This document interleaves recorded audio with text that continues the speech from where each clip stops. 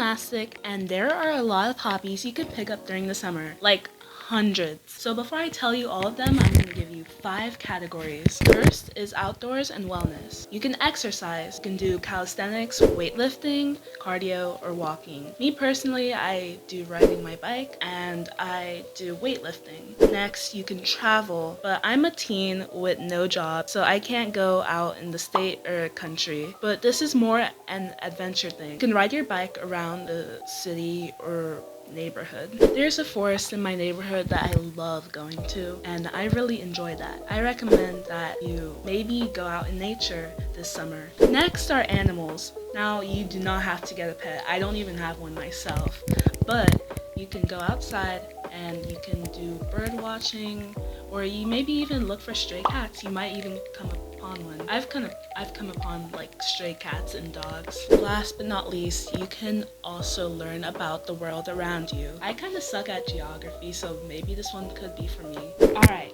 so next we have the arts. This is where most of my favorite hobbies are in. So you can learn how to play an instrument. They can be expensive, like trust me. But you can get a cheap instrument but good quality, like a ukulele, a kalimba, or a guitar. You can also rent. I rented my violin. So I play piano, guitar, kalimba, and my violin. If you don't have an instrument, you can learn music theory or you can make sheet music. This actually might be my favorite hobby. I love using MuseScore. Like, it has like every instrument. Like, oh my gosh. You can do dancing. There are lots of choreography on YouTube. I used to do shuffle dancing, especially in the mornings before school. I might go back to it. Now you can do writing. You can write stories. Like back when I didn't have electronics, I used to write stories like a lot. I had a notebook and I would write stories. Like, it was like a lot. You can also learn drama, but like don't just go to Netflix dramas and watch them the whole summer. I see you. But you can learn how to act. You can learn singing and you can do art. And yes, I know art is literally the category name, but what I mean is painting, sketching, digital art. Like you can use Ibis Paint, File Alpaca, Clip Studio, Procreate, and don't use Windows Paint. Oh my goodness, I met someone that used Windows Paint. I do not know how you do it, but I really don't recommend it at all. You can also do ceramics or coloring. Next, we have sports and games. Sports like martial arts. I literally just started karate like right now.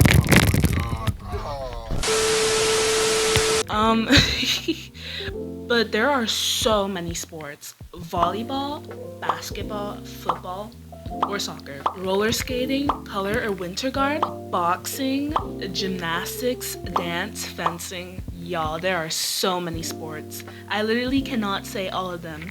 That's why I will have a link of hobbies in the description down below. You can also do games like LARPing, which is live action role playing, and there's chess. I never understood chess.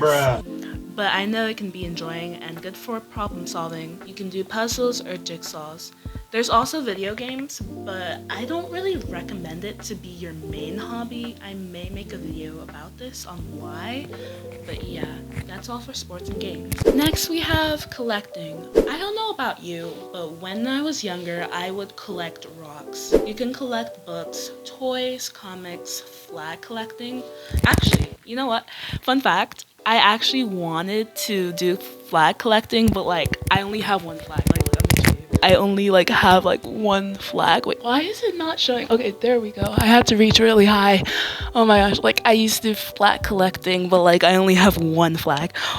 You could do a scrapbook, you can collect stamps, and journaling and having a diary does count as collecting stuff. This hobby can be expensive, like, you know, like there's ball jointed dolls, and like just one of them is like at least $100. Like they are so expensive. But good thing there are other hobbies you can choose from. The next category is making.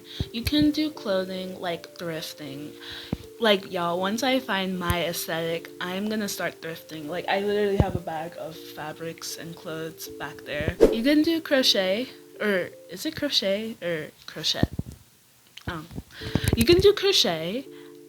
And I wanted to start it this summer, but I'm already trying to get a new piano, and I don't want to ask for new materials. So why does the camera keep doing that? What the heck? Yeah. You can make jewelry, you can sew, and you can do quilt making. There's also cooking, like baking. I used to make cornbread and brown butter bread all the time. But you can also make cakes, pastries, and more. Try learning to cook foods from other countries. It doesn't have to be junk. Try making meals to be more healthy. Gardening, it can even be simple plants like aloe vera, which is good for your skin, and even strawberries. Utility. You can be like me and you can make content. It can be on other social medias like TikTok, Instagram.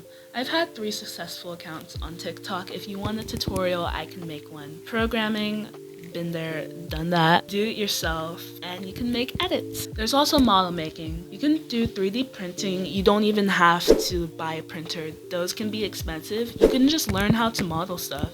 Like on Blender, you can do some carving, crafts, poetry. I meant pottery, not poetry. I don't know why I said that. Oh, and you can do Legos. I have an extra category called electronic. This is a separate category for things you can do on your phone or computer.